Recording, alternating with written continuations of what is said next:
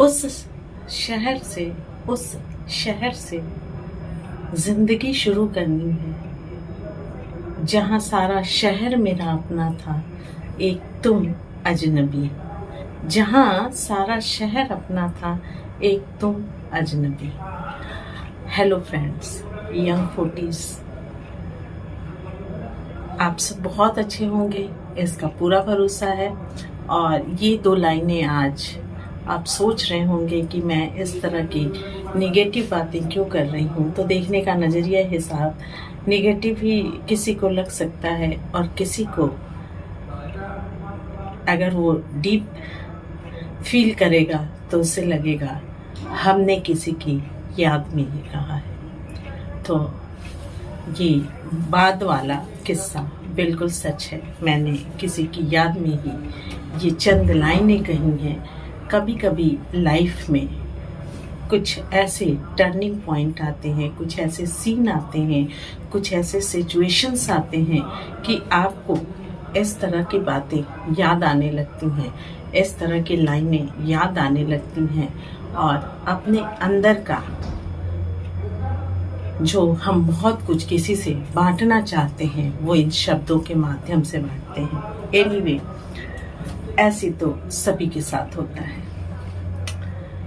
मैं आज एक जीवन का सत्य जो मैंने बहुत से लोगों के लिए फील किया है कि उनकी लाइफ में ऐसा है, उन्होंने अपनी सिचुएशन मुझसे शेयर की, उसे मैं आपसे शेयर करना चाहती हूँ। अक्सर लाइफ में उतार चढ़ाव या ग्रे शेड्स आते रहते हैं, और जब हमारी लाइफ में ग्रे शेड्स यानी तकलीफ के दिन आते हैं तो वो किसी भी तरह का हो सकता है, इमोशनल हो सकता है, इकोनॉमिकल हो सकता है, या फिर किसी और तरह का। उस वक्त हम सबसे पहले उसे याद करते हैं जिस पे हमें पूरा भरोसा होता है। उसमें से कुछ लोग आपके भरोसे पे खरे उतरते हैं, उस वक्त की बात कर रही हूँ। लेकिन हम इंसान हैं, भगवान नहीं। तो अगर आपके बुरे समय में कोई साथ आता है और आपका वो बुरा समय कुछ लंबा खिंच जाता है और आप टोटली उस पर डिपेंड हो जाते हो, तो उसको ये लगता है कि उसने आपकी जिंदगी खरीद ली है। आप सोच रहे होंगे आज मैं कैसी बात कर रही हूँ, लेकिन ये ट्रूथ ऑफ लाइफ है। इसलिए जिंदगी में कितने भी कठिन क्षण हो, किसी की सहायता सोच समझ के लीजिए, और वो कितने समय तक होगी ये भी सोच समझ के लीजिए।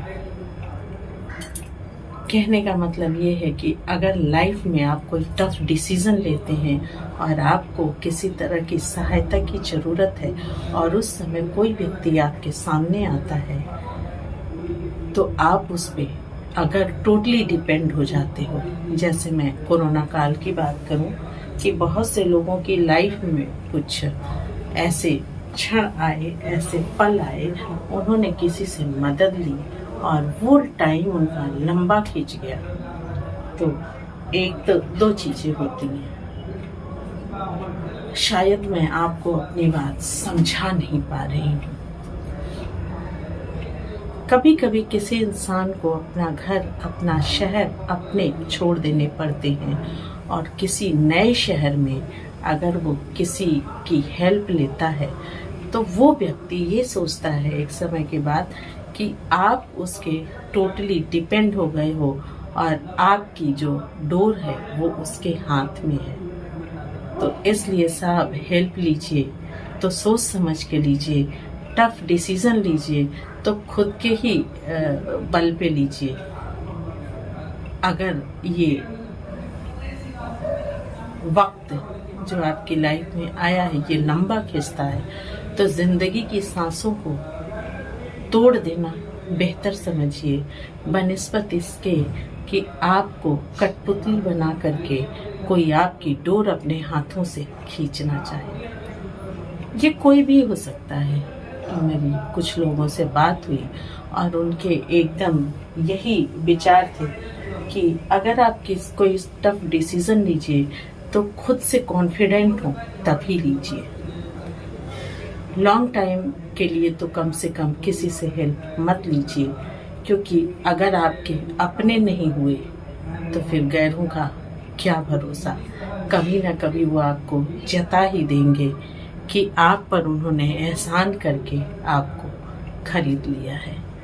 आज का वीडियो कड़वा है पर सच है, क्योंकि एक दो नहीं, कुछ ज़्यादा ही लोगों के ऐसे ही विचार हैं जिन्होंने लाइफ में बहुत खराब सिचुएशन देखी और उन्होंने सहायता के रूप में किसी का हाथ पकड़ा। मैं ये नहीं कहती हूँ कि सारे लोग ऐसे हैं, लेकिन मैक्सिमम ऐसे हैं। तो किसी का भी सहायता लेने से पहले या कोई टफ डिसीजन लेने से पहले अपने आप को जांच लें, परख लें आप कितने स्ट्रांग हैं। अगर आप स्ट्रांग नहीं हैं, आपको लगता है कि आपने ये टफ डिसीजन किसी तीसरे के भरोसे लिया है, तो मैं कहूँगी कि ऐसे डिसीजन ना लें। अगर आप अपनी लाइफ को झेल नहीं पा रहे हैं तो सोच लीजिए आपको क्या करना है।